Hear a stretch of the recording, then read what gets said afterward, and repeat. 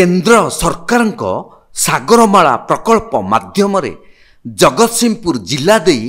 जाउथिबा उपकूल राजपथ निर्माण को नहीं पुणी विवाद मुंड टेकिछि। बारंबार राजपथ निर्माण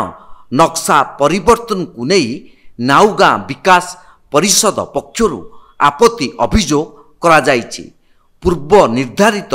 नक्शा को कायम रखिबाकू स्थानीय सर्किट हाउस ठारे आयोजित सांबादिक सम्मिलन रे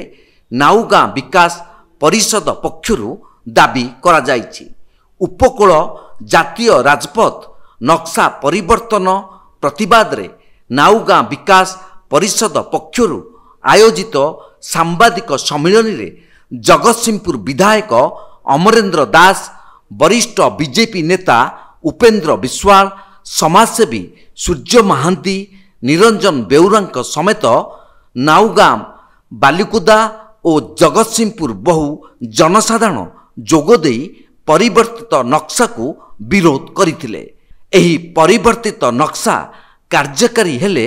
बन्या और विभिन्न प्राकृतिक विपर्ययर सामना करने पड़िबा सहित पर्यावरण नष्ट हेबार यथेष्ट नष्ट हेबार संभावना रही। तेणु पूर्व निर्धारित नक्शा अनुसार राजपथ निर्माण पई दाबी रखिछि नाउगाँ विकास परिषद। एने राज्य सरकार और केंद्र सरकार दृष्टि आकर्षण कराजिबो बोली कमिटी पक्षर कहा जाइछि। आमर जो आगुरी जो रास्ता स्थिर होता बांगर गाँव काकटपुर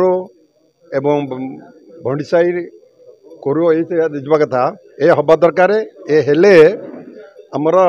40टा पंचायत उपकृत हवा सहित बन्या हम ना। ये जो रास्ता हूँ बड़ कथा हूँ 5 किलोमीटर जो अच्छी मुहाण से पोल हवा द्वारा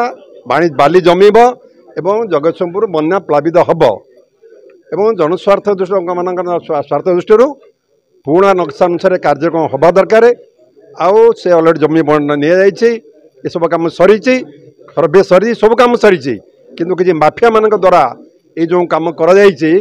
विरोध करुचु। तेणु वर्तमान षड्यंत्र शिकार होती उपकूल राजपथ प्रकल्प। तेणु से षड्यंत्रकारी मान आपण मैंने चिन्हट करूँ आम तो जाचु आमर दाबी पूर्व निर्धारित प्रोजेक्ट नक्शा कायम रहू बालिकुदा एवं नाउगाँ लोक मानकर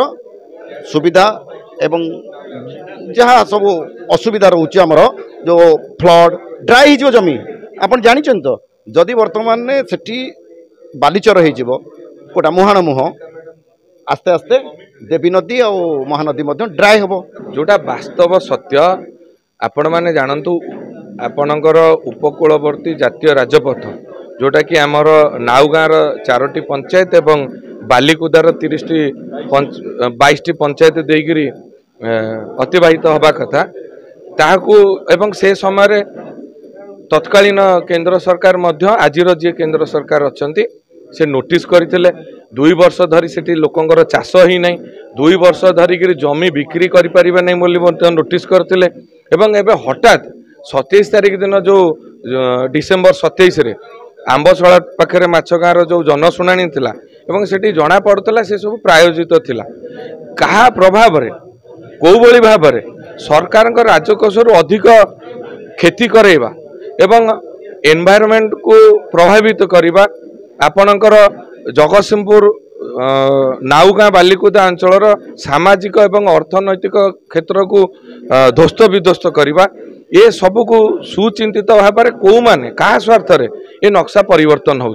जगतसिंहपुर रीता साहू को रिपोर्ट तीर्थक्षेत्र लाइव।